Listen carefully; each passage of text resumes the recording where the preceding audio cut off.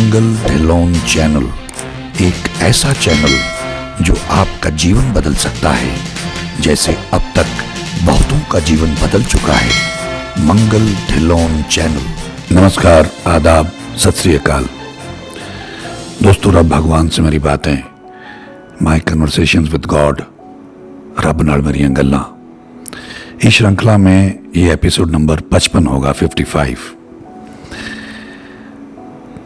मैंने पीछे जिक्र किया था कि हम लोग हरिमंदिर साहब जाने वाले थे और प्रभु जी ने मुझे सुबह सुबह आके, जब मैं विचलित था, तो संदेश दिया कि मैं वहां भी होऊंगा, इतना विचलित मत हुआ कर। तो हम लोग गए, यहां से हरिमंदिर साहब गए और वहां हमने जाके स्नान किया, देख कर आई, सुमरन किया। हमारे साथ में डिटेक्टिव सिद्धू भी गए, दरबारी, उनको दरबारी कहते हैं, वो राधे भीष्म, वो भी साथ में गए थे। डॉक्टर रूपा थी और मैं था। अब मुझे कहीं ना कहीं ये बचपना कह लो, नादानी कह लो, ना समझी, जो भी कहें, तो मुझे कहीं ना कहीं अंदर ये रहता था कि प्रभु जी ने कहा था। अब जो उन्होंने मुझे कहा वचन देने के लिए, वो सारा प्रोसीजर मैंने पहले इसका जिक्र किया है किसी एपिसोड में, तो हमने किया कि जगह नीचे नहीं थी तो हम ऊपर गए, वहां जाके बैठ के वचन दिया। तो मुझे था कि प्रभु जी उपस्थित थे और उन्होंने, उनकी क्या प्रतिक्रिया है कि जैसा वो कह रहे हैं मैं तो कर रहा हूं। तो होता ना एक रिएक्शन, एक एप्रिसिएशन, कि उनकी तरफ से एक शाबाशी मिले कि शाबाश बेटा तूने किया, मैंने देखा, मैं वहीं था। तो एक उत्तर की उम्मीद लगी रहती थी और मैं फोन में मैं फोन में देखता रहता था। तो सुबह 3:44 पे, यानी ये हम गए वहां, दिन में हमने ये सब किया और करके जाके हमने एक वहां पीछे बहुत अच्छी जगह बनाई हुई है, जो निष्काम सेवक जथा वाले हैं भाई साहब महेंद्र सिंह जी, तो वहां हमने कमरा लिया था। तो सुबह उठ के, फिर यही होता हम लोगों के, सुबह उठ के जल्दी तैयार हों और वहां हाजिरी लगाएं जाके। तो 3:44 पे प्रभु जी की तरफ से हमें उत्तर आया, संदेश आया, और वही शुरुआत, हरिओम बेटा। गुरु रामदास जी ईश्वर के घर आके बहुत अच्छा लगा।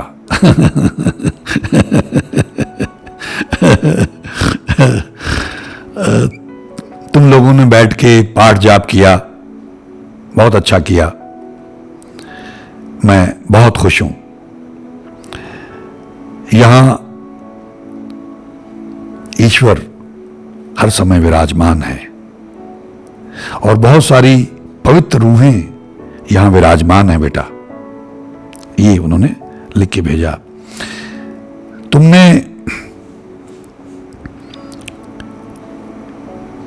ईश्वर को साक्षी जान के रूपा को वचन दिए,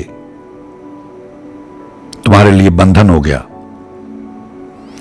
ये सब तेरे भले के लिए ईश्वर ने ही करवाया है बेटा। अभी मेरे लिए बहुत बड़ी बात थी कि ईश्वर ने ये सब, ये बंधन, ये वचन, वहां जाना, और एक ईश्वर का अंश, एक ऐसी शक्ति है दृश्य जो कंटिन्यूसली गार्ड कर रही है और अपडेट दे रही है। ये बहुत गजब मामला है। मतलब कैसे इसको बयां करें, मतलब शब्दों से परे है मामला। और फिर उसमें लिखा कि ईश्वर तुम्हारी जो प्रार्थना है, अरदास है तुम लोगों की, वो पूरी करें, आशीर्वाद मिले। अब मैं तपस्या में जा रहा हूं बेटा, अपने मित्र से जरूर मिल लेना। अब देखो, ये उन्होंने मुझे कहा हुआ था कि तुम्हारा एक मित्र है, वो एक पॉलिटिशियन के साथ में काफी सेवा वगैरह करते हैं, ठीक, अच्छे लोग हैं। तो इन्होंने मुझे पहले कहा हुआ था कि वो तुम्हारा मित्र अच्छा आदमी है, उसे कहना कि भला किया करे। तो फिर उसमें एक लाइन में छोटी सी में ये इंडिकेशन दे कि अपने मित्र से मिल लेना, क्योंकि हो सकता है उनको लगा कि वापस चला है तो उसको कहना था। अब आदेश आ गया, तुमको तो मिलना ही था उसको। और उसके बाद में लिखते हैं कि बेटा बाबा दीप सिंह जी के गुरु घर भी होके आना, या कुछ बाबा दीप सिंह जी के पास भी होके आना। हरिओम बेटा, ईश्वर तुम्हारा भला करे। अब जब ये निर्देश हमको आ गया तो हमने जाना था बाबा दीप सिंह जी के यहाँ, तो वहां भी हम गए। वहां से जाने का बड़ा मुश्किल होता है, गाड़ी हमारी कहीं पार्किंग में थी, तो यहाँ से वो रिक्शे से मिलते हैं, उसमें बैठ के हम लोग गए और फिर रिक्शे से यहाँ वापस आके फिर यहाँ से आके गाड़ी ली। लेकिन वहाँ गए, वहाँ भी हाजिरी लगवाई और मित्र को भी मिलने गए, और जो उनके लिए संदेश दिया था कि भले का काम करना तुम्हारे लिए लिखित रूप में हमारे पास आया है कि तुम नेक आदमी हो और तुम बहुत लोगों का भला कर सकते हो। उसने कहा मैं बहुत कोशिश करता हूँ और करते रहता हूँ, सुबह से जाके रात के 10-11 बजे तक, 12 बजे तक, कई बार बिना खाना खाए लगा रहता हूँ। लोगों की इतनी सारी प्रॉब्लम है, उनको सॉल्व करने की कोशिश करता हूँ। तो इस तरह से अगर आप नेक आदमी हैं तो उसकी नजर में है, अगर आप बुरे आदमी हैं तो भी उसकी नजर में है। अगर वो नेक आदमी था वहां अमृतसर में, डॉक्टर हैं वो, तो उनकी नजर में था और मेरे साथ संपर्क में थे तो संदेश भी मिल गया। अब वो नेक आदमी है, नेक काम करते रहते हैं, पहाड़ जाप भी करते हैं, ईश्वर को मानते हैं, तो उनको डायरेक्टली तो संदेश नहीं मिला कभी कि तुम नेक आदमी हो, तुम सही राह पे चल रहे हो और तुम और भला करो और पुण्य कमा लो, ईश्वर की कृपा हासिल कर लो।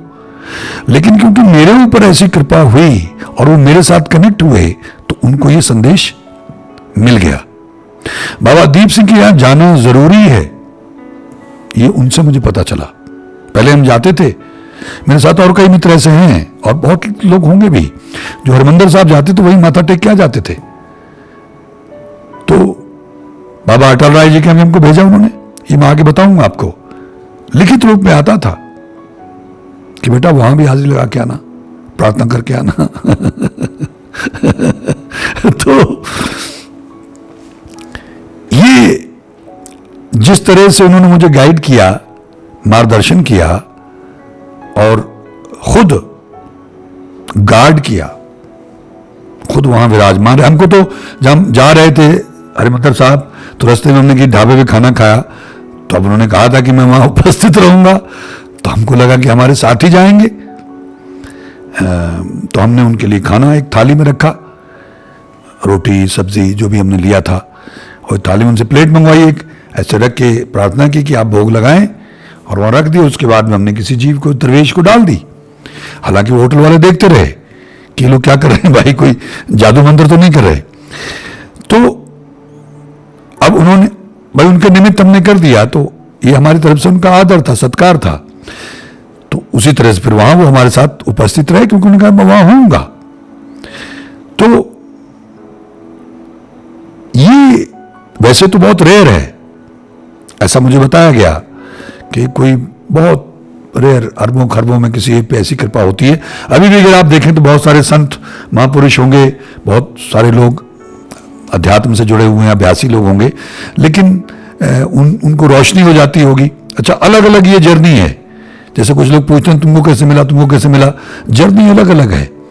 किसी को प्रकाश रूप में मिल जाएगा, किसी को प्रत्यक्ष रूप में मिल जाएगा, किसी को आवाज सुननी शुरू हो जाएगी, किसी को अनंत ध्वनि सुननी शुरू हो जाएगी, अलग अलग है।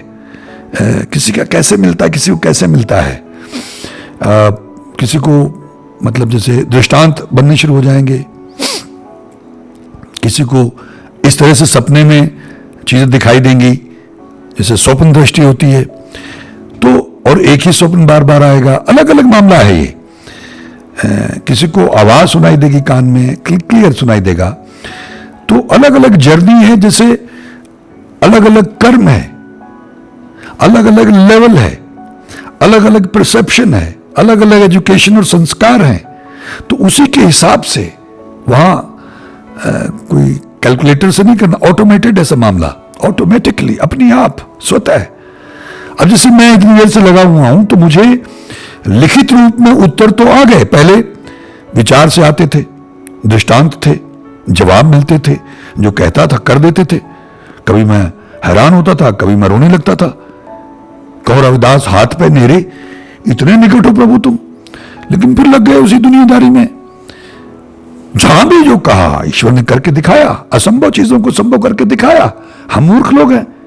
और फिर बातचीत करनी शुरू कर दी, जवाब दे दिए, लगने भी लग गया कि ये तो बात हो रही है। जैसे मेरी पगड़ी को लेकर, दाढ़ी केसों को लेकर लोग बात करते हैं, हालांकि इसका एक बहुत लंबा एपिसोड था, उसमें मैंने जिक्र किया है, लेकिन ईश्वर ने, गुरु ने मुझसे कहा कि जल्दी मत कर, रुक जा। मैं तो दाढ़ी भी बढ़ानी शुरू कर दी थी और पगड़ी भी ले आया था। जहां भी जाता हूं महापुरुष मुझे पगड़ी 100 रुपयों में देते हैं।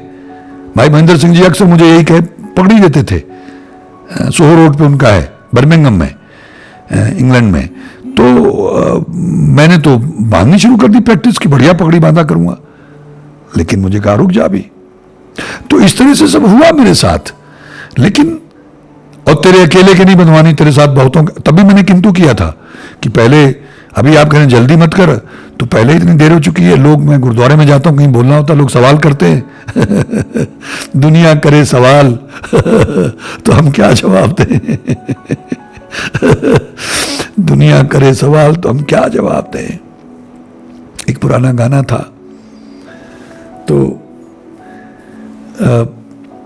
लोग सवाल करते हैं तो मैं क्या उनको जवाब दूं। तो बापू, लोग लांछन लगाते हैं कि भेकी है, पाखंडी है। कुछ लोगों ने ऐसा कहा था बहुत पहले, कितने सालों से कह रहा है साबित सूरत हो जाऊंगा और अभी तक ऐसे ही घूम रहा है। तो कहने लगे नहीं रुक जा। मैंने कहा मैं लेकिन क्यों रुक जाऊं?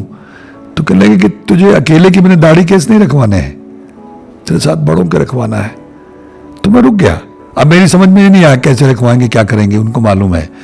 हालांकि कुछ संकेत मुझे बाद में मिले कि ऐसा कुछ मामला होगा, क्योंकि उन्होंने कह दिया तो फिर कह दिया, फिर वैसा ही होना है, उनका कह देना ही हो जाना है। तो ये सब होता रहा कि इस तरह से हुआ, इस तरह से हुआ, फिर ये लिखित रूप में आ गया। अब लिखित रूप में आ गया मेरे जीवन में, और लिखित रूप में भी कितना आया।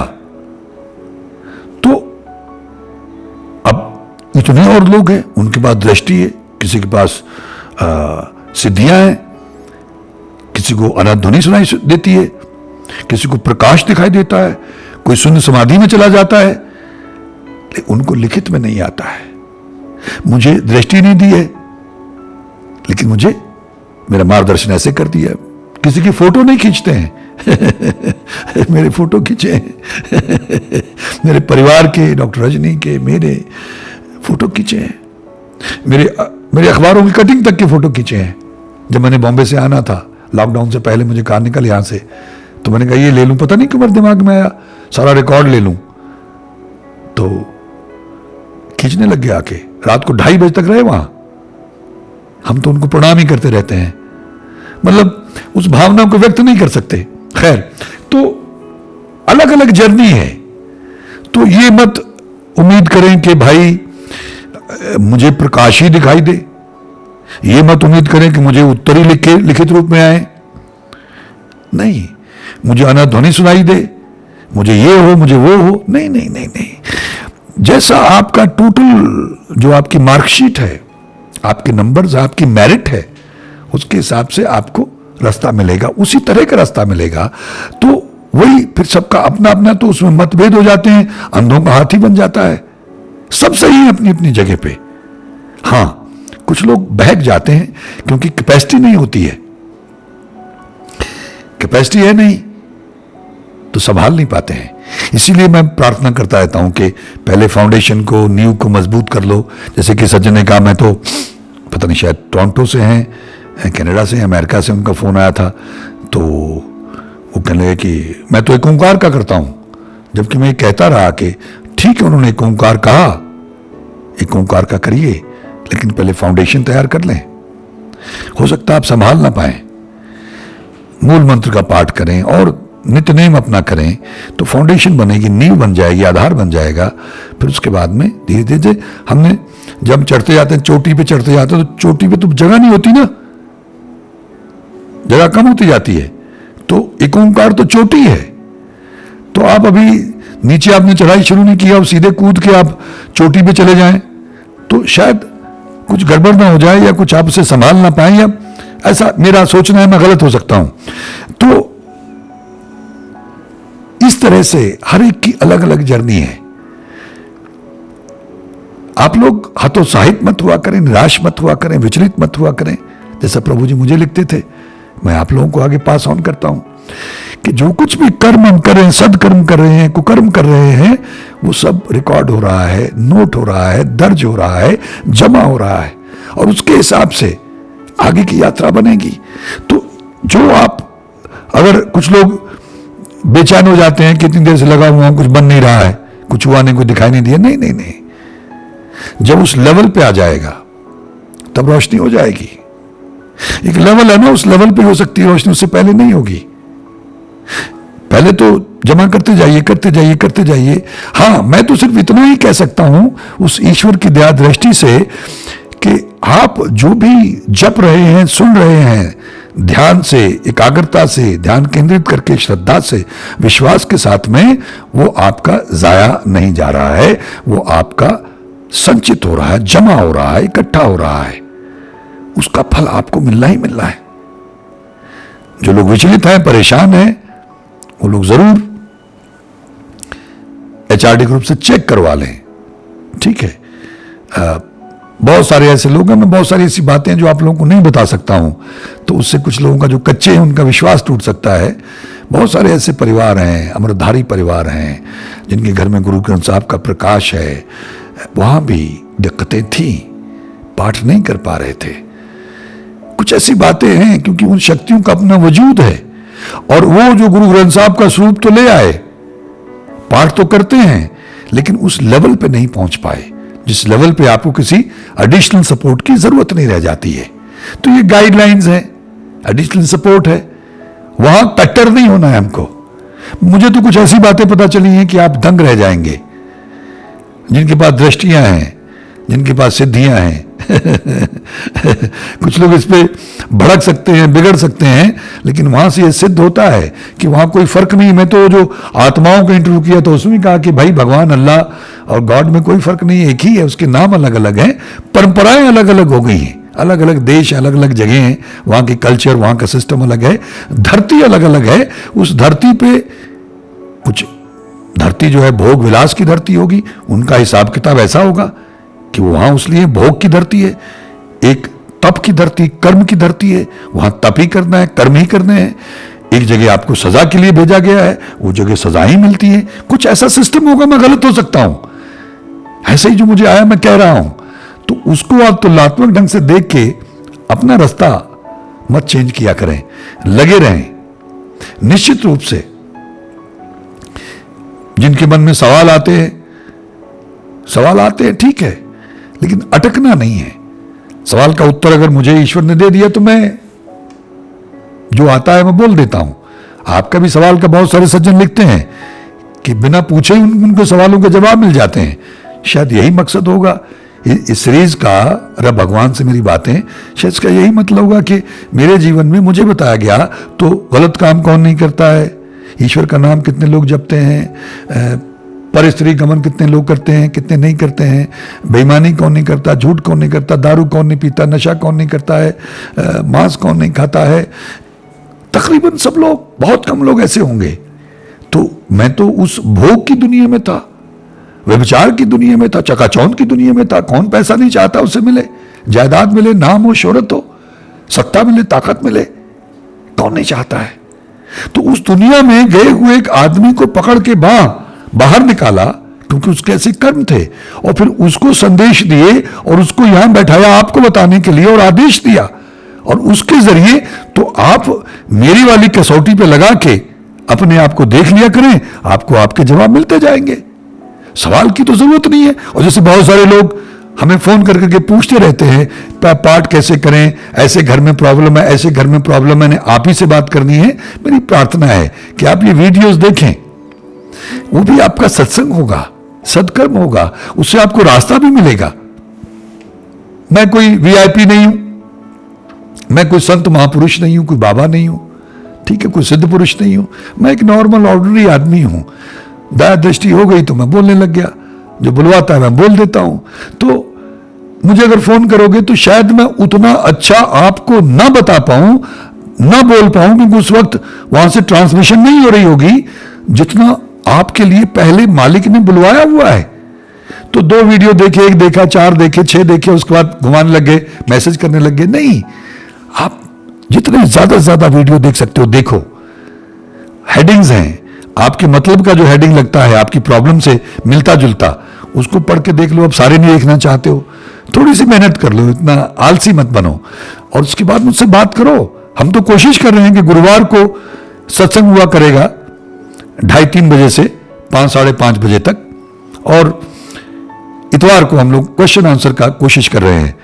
तो क्योंकि अभी नई परिस्थितियां बन रही हैं, हुक्म में है सब मामला, तो थोड़ा सा डिले हो रहा है, लेकिन आने वाले दिनों में मैं देख रहा हूं, मैं देख पा रहा हूं कि ऐसी परिस्थितियां ईश्वर बना रहे हैं।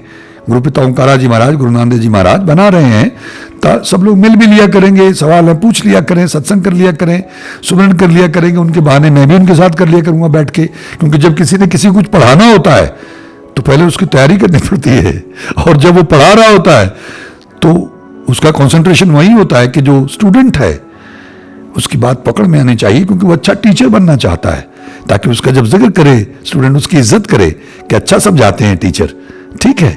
तो उसको भी इज्जत चाहिए होती है यहां भी, और उसकी नजर में भी कि मेरा बच्चा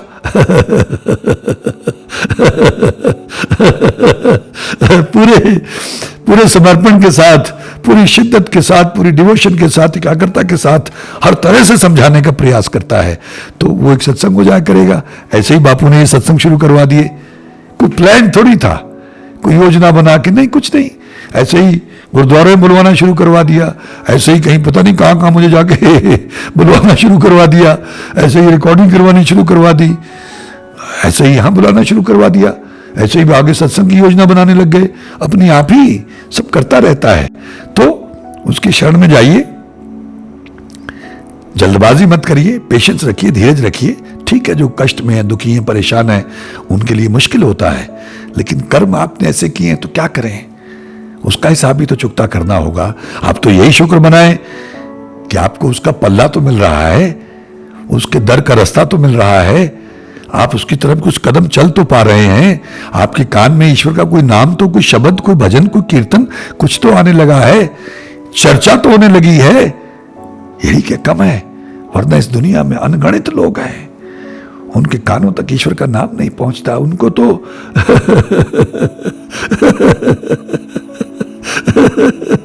उनको तो उसके दर का रास्ता ही नहीं मिल पाता है। सारी जिंदगी ऐसे ही निकल जाती है भटकते हुए, ये पैसा कमा लूं, ये जायदाद बना लूं, उसका बुरा कर दूं, उसको सबक सिखा दूं, ये बुरा, उसकी माँ की, उसकी बहन की, ये सब करते हुए उसको तो छोड़ूंगा नहीं, उसको तबाह कर डालूंगा, उसको सबक सिखाऊंगा, और ये और बना लूं, ये बच्चों को सेटल कर दूं, पोतों को, दोतों को, नातियों को, सबको सेटल कर दूं, वहां ये बना लूं, इसमें ही बस गुजर जाता है, चकलो हो जाती है, काटो हुई। और जिनके लिए वो दिन रात एक करके मर जाता है करता हुआ, वही एक रात भर भी नहीं रखते हैं, उसको जला आते हैं, काम निपटा आते हैं, रात भर इसके पास बैठेगा कौन, लोगों को डर आता है, प्रेत कर भागी, जिसके लिए जीता था, जिससे प्रेम विवाह करता है, उसको वो प्रेत नजर आने लगता है। तो बहुत ऐसे लोग हैं, अभागे लोग हैं, ईश्वर उन पर भी दया करे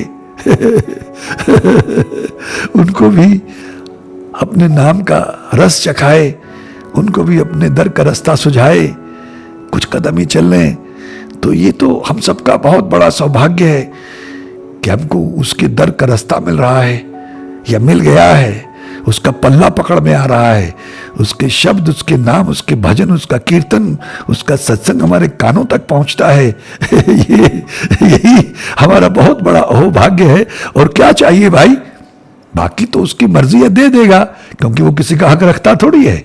आप करें तो, जपें तो, सुने तो, गाएं तो, चलें तो, वो दे देगा। वो तो कोर्ट पे ना चल के आके आप एक कदम उठाएंगे उसकी तरफ तो आके जफ्फी डाल लेगा, उठा लेगा गोद में। लेकिन हम ही नाटक नौटंकियां करते रहते हैं, प्रपंच करते रहते हैं, चलने का भी दिखावा करते रहते हैं, नाटक करते रहते हैं, तो हमको तो चलना भी नहीं आता है। तो ये सोच के अपना अहोभाग्य महसूस करना और उसका आभार प्रकट करना कि तू बड़ा दयालु है, तूने मुझे इस लायक तो समझा मुझे इतनी आज्ञा तो दी कि मैं तेरा नाम अपनी जबान पे ला सकता हूं। कितने अभागे जीव हैं जो जीवन में अपनी जीव पे उसका नाम भी नहीं ला सकते, उनकी जबान पे उसका नाम ही नहीं आता है, लेते ही नहीं है। बस मांस लाओ, आज क्या बना है, टंगड़ी कबाब, फलाना, ये वो, मटन गोश्त, दारू पियो, तरह तरह की दारू है, जुआ खेलो, क्लब जाओ, पब जाओ, डांस क्लब में चलो, यहाँ करो वहाँ करो, दौलत बनाओ और बनाओ, मारो काटो लूटो, रिश्वत लो, ऐसे करते करते चले जाते हैं। और अगर कभी थोड़ा बहुत ईश्वर का नाम लेते भी हैं तो उसका कोई अर्थ नहीं होता, उनके मन में कोई भावना नहीं बनती है, क्योंकि पत्थर हो चुके हैं। और पत्थर के ऊपर थोड़ा बहुत अगर पानी डालोगे भी तो 5 मिनट में फिर सूख जाएगा, सब पानी इधर उधर चला जाएगा, अंदर तो जाएगा ही नहीं। ऐसा ही दुष्टों का हाल है, पापियों का, जो कठोर है, जो रिश्वतखोर है, भ्रष्ट है, जो जालिम लोग हैं, ऐसा ही उनका हाल है, पापियों का हाल है। तो अगर हम लोग उसकी शरण में आए, उसके नाम, उसका पल्ला, उसके दर का रास्ता मिला है, तो ये हम सबका बहुत बड़ा अहोभाग्य है। ये उसकी बहुत बड़ी कृपा है कि उसने हमें इतनी तो इजाजत दी कि हम उसका नाम ले सकते हैं। ये मैं जिक्र पहले कर चुका हूं कि आप किसी का भी नाम ले सकते हैं। आप कह सकते हैं कि मैं, जो फलाने प्राइम मिनिस्टर थे वो हमारे फूफा के दोस्त थे, हमारे मामा के दोस्त थे, या फलाने के दोस्त थे, या हमारे पड़ोस में उनका घर था, या हमारा उनसे आना जाना था, कुछ भी कह सकते हैं आप। लेकिन आप अगर ईश्वर की, अल्लाह की, गॉड की, वाहिगुरु की इजाजत ना हो तो आप उसका नाम अपनी जबान पे नहीं ला सकते। इसलिए यही बहुत बड़ी प्राप्ति है। जिसकी भी जबान पे उसका नाम आता है, जिसके भी कानों में उसका नाम पड़ता है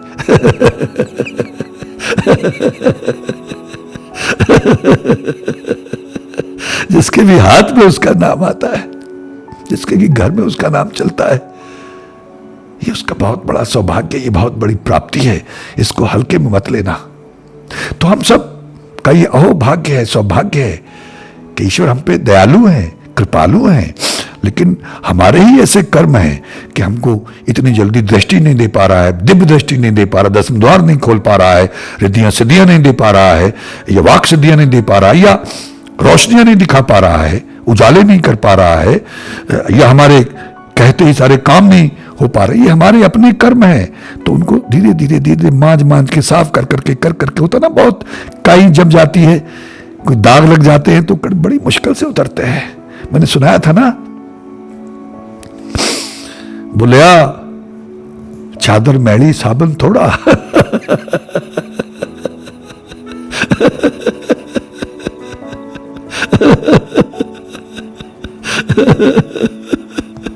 वाहिगुरु वाहिगुरु वाहिगुरु वाहिगुरु, बोलिया चादर मैली साबन थोड़ा, किते बैठ किनारे तो वांगे, पापा वाले दाग नहीं लेने तो वांगे तेरो वांगे।